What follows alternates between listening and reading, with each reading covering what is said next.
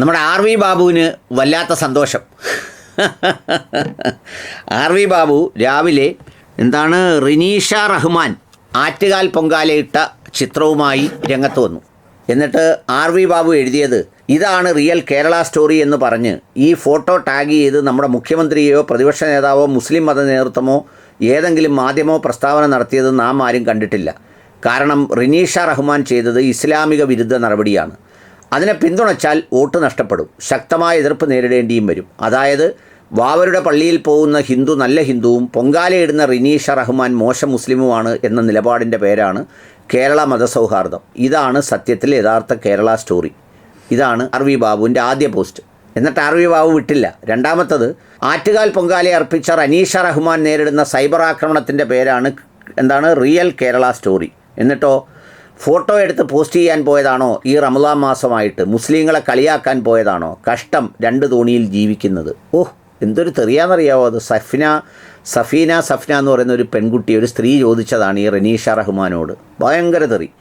ഞാൻ മുസ്ലിം ഫാമിലി ആണെന്ന് പറയരുത്, മുസ്ലിങ്ങൾക്ക് നാണക്കേടാണ്. അത് സറീന എന്ന് പറയുന്ന വേറൊരു സ്ത്രീ. നല്ലൊരു മാസവുമായിട്ട് എന്ത് കോമാളിത്തരമാണ് കാണിക്കുന്നത്. ഷിഫ അജി എന്ന് പറയുന്ന വേറൊരു സ്ത്രീ. നിങ്ങൾക്ക് വേണമെങ്കിൽ അവരുടെ പേര് സ്വീകരിച്ച് ആ മതത്തിലേക്ക് പോകാം. ഇവിടെ നിങ്ങളെ ആരും പിടിച്ചു വെക്കുന്നില്ല. രണ്ട് തോണിയിൽ കാലിട്ട് നിൽക്കരുത്. രണ്ട് മതക്കാരെ കളിയാക്കലാണത്. റാഫി റഫീഖ്. എൻ്റെ ബാബുവേ, ഇതൊക്കെ എന്തൊരു ഭൂലോക തെറിയാ. ബാബു രണ്ടാളുകളെ തച്ചിനിരുത്തി റനീഷ റഹ്മാൻ ഈ പൊങ്കാലയിട്ട വീഡിയോയുടെ താഴെ ആളുകളെ ഇരുത്തി തപ്പിയിട്ട് കിട്ടിയ കമൻറ്റുകളാണ്.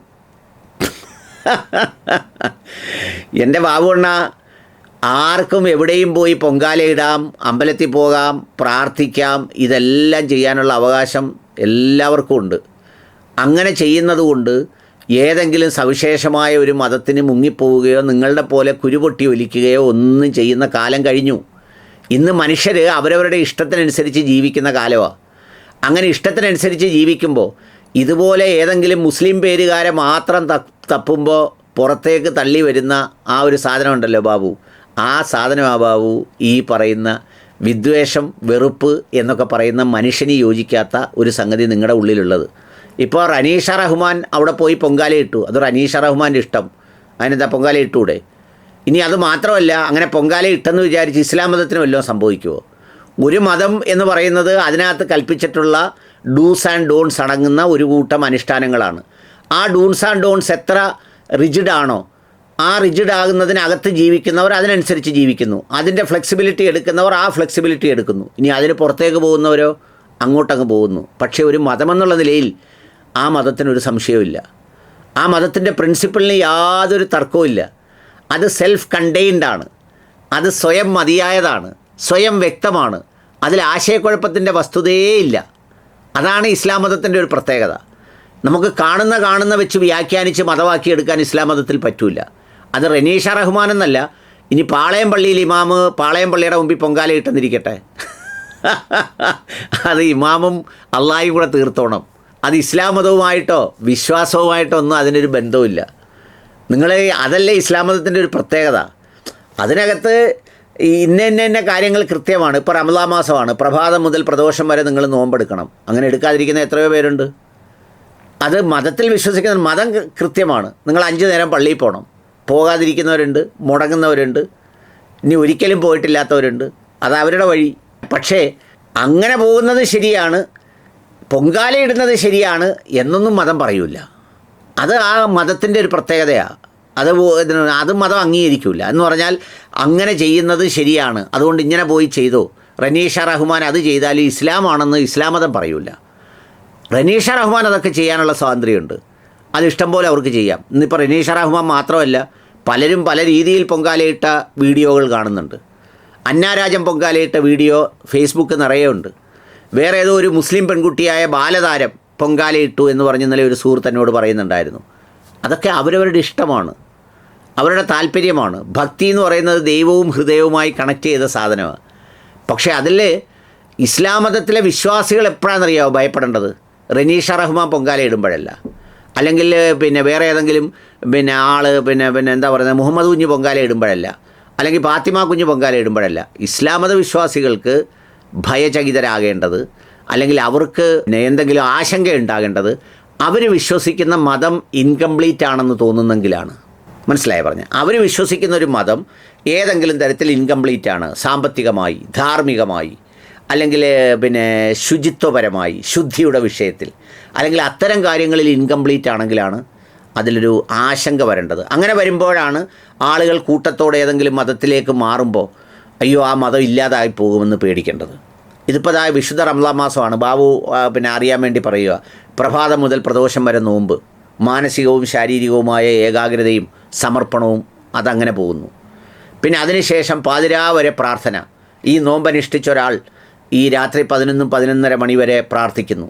അത് എത്ര പെർസെൻറ്റേജ് ഓഫ് ആളുകളാണ് ഇത്തരം പ്രാർത്ഥനകളിലും നോമ്പിലും പങ്കെടുക്കുന്നത്? മേ ബി 75-80% ആളുകൾ അതിൽ പങ്കെടുക്കുന്നു. നമ്മുടെ ശശികലാൻ ഒരിക്കൽ ഒരു ഇതിനകത്ത് പറഞ്ഞില്ലേ, ഒരു വീഡിയോയ്ക്കകത്ത്, നോമ്പായിരിക്കുന്ന സമയത്ത് യാത്ര ചെയ്യുമ്പോൾ ആളുകൾ ഇങ്ങനെ ഓരോ സ്ഥലത്ത് പോകുന്നു, എന്നിട്ട് അവർ സാധനങ്ങൾ വന്നു. പിന്നെ രണ്ടാമത്തെ കാര്യം, എത്ര ലക്ഷം എത്ര കോടി രൂപയാണ് നോമ്പ് തുറക്കലുമായി ബന്ധപ്പെട്ട്, കള്ളുകുടിച്ചൊന്നുമല്ല, നോമ്പ് തുറക്കലുമായി ബന്ധപ്പെട്ട് എത്ര കോടി രൂപയാണ് ചിലവഴിക്കപ്പെടുന്നത്.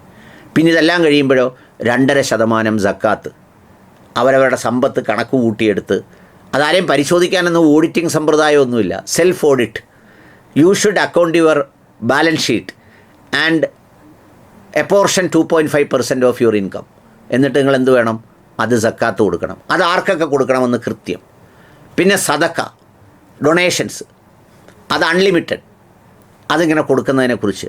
പിന്നെ ഇതെല്ലാം കഴിഞ്ഞാലോ, ഈ 30 ദിവസത്തെ ഈ വ്രതാനുഷ്ഠാനം കഴിഞ്ഞു, ഈ പറയുന്ന പ്രാർത്ഥനകൾ കഴിഞ്ഞു, സദക്കയും സക്കാത്തും കൊടുത്തു. പിന്നെയോ പെരുന്നാളിൻ്റെ പിറ കണ്ടു എന്നറിഞ്ഞു കഴിഞ്ഞാൽ ഉടൻ തന്നെ ഫിത്ർ സക്കാത്ത്, അരി, ജീവിച്ചിരിക്കുന്ന ഒരാളുടെ പേരിൽ ഇത്ര കിലോഗ്രാം വീതം അരി, 1.5 തോന്നുന്നു, ഒരാളിൻ്റെ പേരിൽ, അന്ന് ജനിച്ച കുഞ്ഞിന് വരെ, അന്ന് ജീവിച്ചിരിക്കുന്ന വൃദ്ധർക്ക് വരെ. അതെന്ത് ചെയ്യണം? എല്ലാ പാവപ്പെട്ട വീട്ടിലും കൊണ്ടെത്തിക്കണം. എത്ര പേരാണ് പ്രാക്ടീസ് ചെയ്യുന്നത്? More than 85-90%. ഒരുപക്ഷെ നോമ്പെടുക്കുന്നതിനേക്കാൾ 10% അല്ലെങ്കിൽ 15% കൂടുതൽ ആളുകൾ അത് ചെയ്യുമെന്നാണ് എൻ്റെ വിശ്വാസം. ഇനി നോമ്പെടുത്തില്ലെങ്കിലോ അതിൻ്റെ കോമ്പൻസേഷൻ, ഇത്ര കിലോഗ്രാം അരി വീതം അല്ലെങ്കിൽ ഭക്ഷ്യസാധനങ്ങൾ ബാക്കിയുള്ളവർക്ക് നൽകണം. അതിനും കണക്ക്. ഷാർപ്പല്ലേ? ഷാർപ്പ്.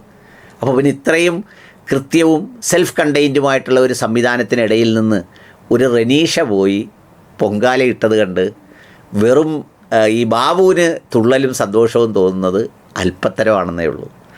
അത് ഏത് മതത്തിൽ, ഇപ്പോൾ ഇതിലേക്ക് ആരെങ്കിലും ഒരാൾ വന്നാലും ഇത് തന്നെ സ്ഥിതി. ഇസ്ലാം മതത്തിലേക്ക് ഒരാൾ വന്നാൽ, ഏത് മതത്തിലേക്ക് വന്നാലും അത് അവരവരുടെ ചോയ്സാണ്. അപ്പോൾ അതുകൊണ്ട് അതിനകത്ത് നാളെ ഇനി ഇത് മാറി, ഞാൻ പറഞ്ഞില്ലേ, പൊങ്കാലക്കാരെ സ്വീകരിക്കണമെന്ന് പറയുന്ന പാളയം പള്ളിയിൽ ഇമാമ് പൊങ്കാലയിട്ടെന്ന് പറഞ്ഞാൽ പോലും ഒരു ഇസ്ലാം മതം എന്ന് പറയുന്ന അതിൻ്റെ ഒരു ബൗണ്ടറി ഉണ്ടല്ലോ, A rigid boundary within which അതിനകത്ത് കഴിയുന്നവർ എത്രത്തോളം ഹാപ്പിയാണ്, എത്ര ശതമാനം ആളുകൾ. ഒറ്റപ്പെട്ടൊക്കെ ചിലർക്ക് അങ്ങനെ അതിനകത്ത് ചാടിപ്പാനൊക്കെ തോന്നും. പക്ഷേ അതിനുള്ളിൽ നിൽക്കുന്നവർ എത്ര ശതമാനത്തോളം പേർ സന്തോഷവാന്മാരാണ്, എത്ര കംപ്ലീറ്റ് ആണ്, എത്ര അതിനകത്ത് അവർ സാറ്റിസ്ഫൈഡ് ആണ് എന്നുള്ളിടത്താണ് അതിൻ്റെ കണ്ടൻറ്റ് നോക്കേണ്ടത്. ഇതൊക്കെ ബാലിശമായ വിദ്വേഷം കുത്തിപ്പൊക്കാൻ മനുഷ്യർ ചേർന്ന് നിൽക്കുന്ന ഒരു പൊങ്കാലയൊക്കെ കഴിഞ്ഞ് എല്ലാവരും സന്തോഷത്തോടെ പൊങ്കാലയിട്ട് എങ്ങും തപ്പിയിട്ട് ഒരു വിദ്വേഷത്തിൻ്റെ കഥ പോലും തിരുവനന്തപുരത്ത് എങ്ങും കിട്ടാതെ നോമ്പ് കാലത്തെല്ലാം മംഗളമായിട്ട് നടന്നപ്പോൾ എന്നാൽ പിന്നെ ബാബു ഇത് പൊക്കി ഇറങ്ങിയേക്കുക. ഇത് കണ്ണാടിയിൽ പൊക്കി വെച്ച് നോക്കി ആസ്വദിച്ചാൽ മതി. കേരളം ഇതൊന്നും ഏറ്റെടുക്കില്ല. കാലമൊക്കെ മാറി ബാബുവേ, ഒത്തിരി മാറി.